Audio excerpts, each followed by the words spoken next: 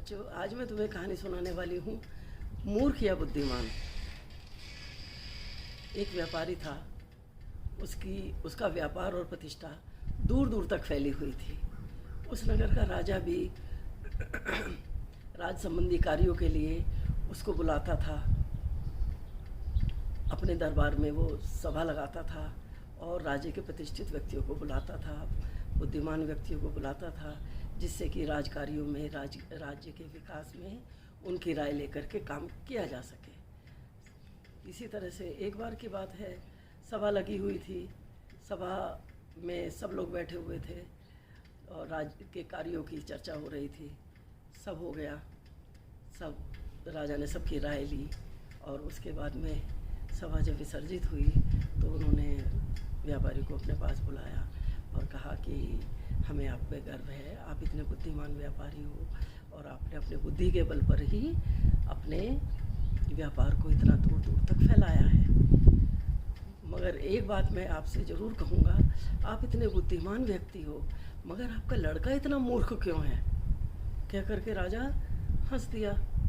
तो व्यापारी को अजीब सा लगा, उसको समझ नहीं आया राजा ऐसे क्यों कह रहा है। वह राजा की तरफ देखता रहा तो राजा ने आगे कहा कि आपके लड़के को तो इतना भी नहीं मालूम कि सोने और चांदी में से कौन सी धातु अधिक मूल्यवान है।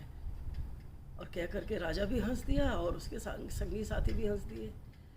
उसको बहुत अपमान महसूस हुआ तो मगर वो राजा की तरफ देखता ही रह गया, कुछ बोला नहीं, कुछ बोल ही नहीं पाया।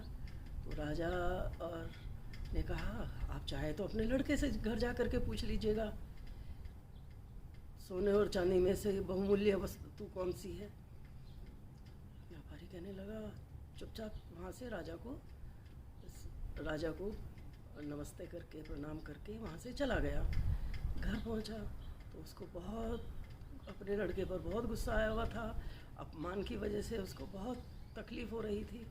उसने घर जाके लड़के को बुलाया अपने और अपने लड़के से पूछा कि ये बताओ तुम मुझे कि सोने और चांदी में से अधिक मूल्यवान क्या है। लड़के ने तुरंत जवाब दिया, सोना। तो कहने लगा, तो राजा ने मुझसे ऐसा क्यों कहा कि तुम्हें ये नहीं पता कि सोने और चांदी में से अधिक मूल्यवान क्या है। तो लड़का कहने लगा, पिताजी असल में बात ये है कि राजा गांव के बाहर दरबार लगाते हैं, एक खुला दरबार लगाते हैं जिसमें वो सबको बुलाते हैं और वो स्थान मेरे पाठशाला जाने के रास्ते में पड़ता है। तो राजा बच्चों को बुलाते हैं और एक हाथ में सोने का सिक्का और एक हाथ में चांदी का सिक्का लेकर के बच्चों से कहते हैं कि जो अधिक मूल्यवान हो वो तुम ले लो। तो सब बच्चे सोने का सिक्का लेकर के चले जाते हैं, मगर मैं चांदी का सिक्का उठाता हूँ। तो मेरे चांदी का सिक्का उठाते ही सब लोग खूब हंसते हैं, खूब तालियां बजाते हैं, सबको खूब मज़ा आता है। और ऐसा हर दूसरे दिन होता है। जैसे ही राजा मुझे देखते हैं मुझे बुला लेते हैं तुरंत कि दोनों हाथों में सिक्का लेकर के तो मैं चांदी का सिक्का उठाता हूँ और चांदी का सिक्का लेकर चला जाता हूँ और वो सब खूब हंसते हैं, उनको खूब मज़ा आता है।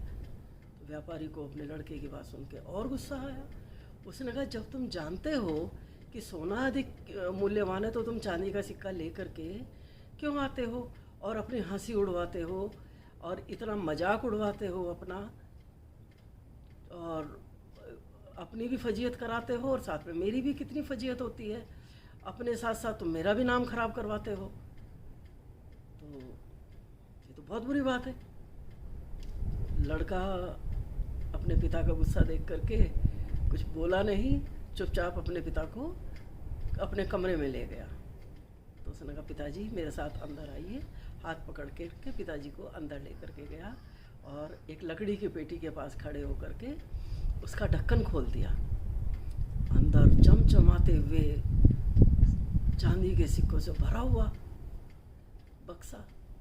तो व्यापारी की आंखें देख करके चौंधी आ गई, चमचमाते हुए इतने सारे चांदी के सिक्के। तो व्यापारी ने कहा, इतने सारे चांदी के सिक्के? तो उसने कहा, लड़के ने कहा, पिताजी पहले आप मुझे ये बताइए इनकी कीमत कितने सोने के सिक्कों के बराबर होगी। तो व्यापारी का तो मुंह आश्चर्य से खुला हुआ था। उसने कहा बहुत सारे, मगर ये तुम्हारे पास आए कहाँ से? तो लड़के ने कहा कि पिताजी ये वही चांदी के सिक्के हैं जो मैंने एक एक करके राजा से लिए हैं। वो मुझे मूर्ख समझ के मज़ा लेते रहे और मैं उनसे चांदी के सिक्के लेता रहा। अगर मैं बुद्धिमानी दिखाता तो मुझे कुछ भी नहीं मिलता। मूर्ख समझा जाना एक अलग बात है और असल में मूर्ख होना एक अलग बात है। मैं जानता था जिस दिन मैं सोने का सिक्का उठा लूँगा उस दिन ये सारा मज़ा और ये सारी मजाक और ये सारा खेल उसी समय ख़त्म हो जाएगा। राजा मुझे दोबारा फिर कभी भी नहीं बुलाएंगे। तो इसलिए मैं चांदी का सिक्का उठाता रहा और मैंने इतने सारे सिक्के इकट्ठे कर लिए। तो मैं ऐसा सोचता हूँ कि स्वर्णिम मौके का एक बार फ़ायदा उठाने से अच्छा है कि हर मौके को सोने में बदलना।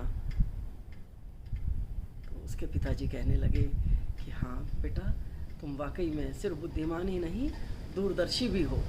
तो बच्चों, हमें छोटे मोटे लाभ के बदले बड़ा लाभ देखना चाहिए, दूरदर्शिता से काम लेना चाहिए। आपको मेरी कहानी कैसी लगी? अगर आपको मेरी कहानी अच्छी लगी हो तो मेरे वीडियो को लाइक कीजिए, सब्सक्राइब कीजिए और अपने दोस्तों को शेयर भी कीजिए। धन्यवाद।